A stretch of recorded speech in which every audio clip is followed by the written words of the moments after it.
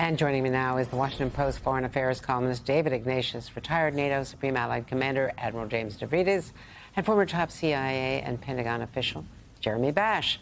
So, David, you spent time with the al-Nusra forces and others in Syria. You were on the ground 12 years ago and since.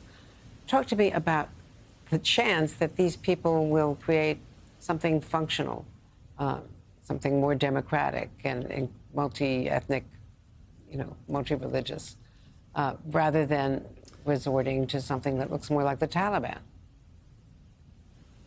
So, first, Andrea, there is a sense of palpable joy among the Syrian people that the nightmare of Bashar al-Assad's rule by imprisonment, torture, the most brutal tactics, has come to an end. There'll be a moment, I think, when people in that joyous celebration will come together. But I've seen over and over in the Arab world and around the world that a power vacuum is often filled by different disparate groups.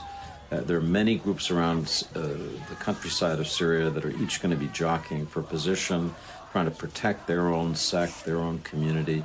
So it's a period where there's going to need to be some international framework, ideally through the United Nations, that guides the process of transition. So far, everything that the leader of this group we call HTS, Abu Muhammad al-Jawlani, has done has pushed towards stabilization. He yesterday, when Assad left Damascus, moved his forces in to protect the current prime minister of Syria, to give him space in which to continue to operate a transitional government.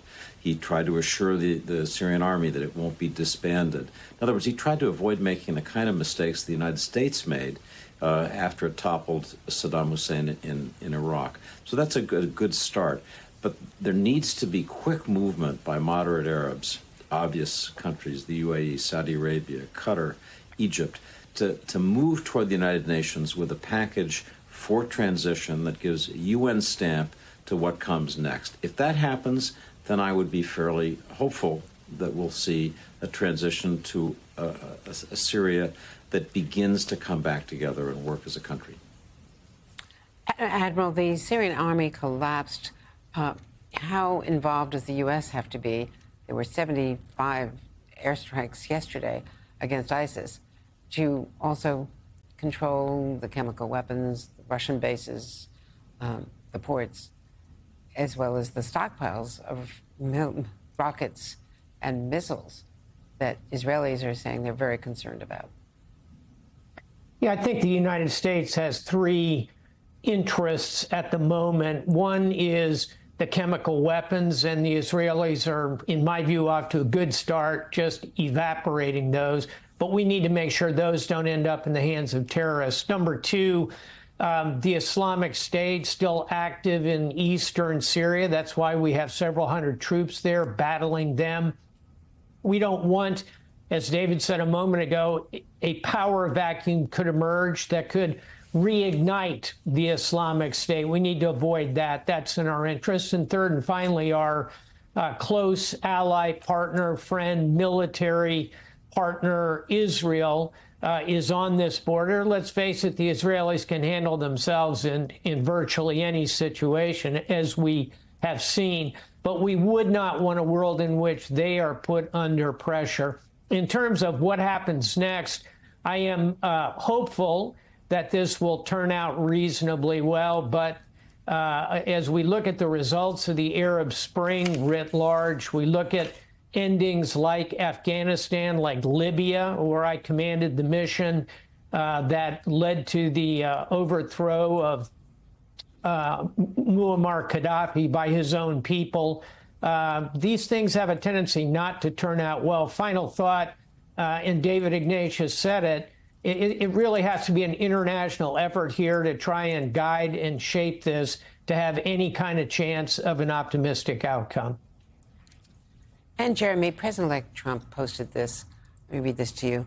The United States should have nothing to do with it. This is not our fight. Let it play out. Do not get involved. That contradicts what the Admiral has said we need to make sure happens here and what David Ignatius talked about as well. Yeah, I get the instinct of President-elect Trump. It's like you're in a bar, you see two guys fighting. Hey, stay out of it. It's not your fight. But this is not a bar fight.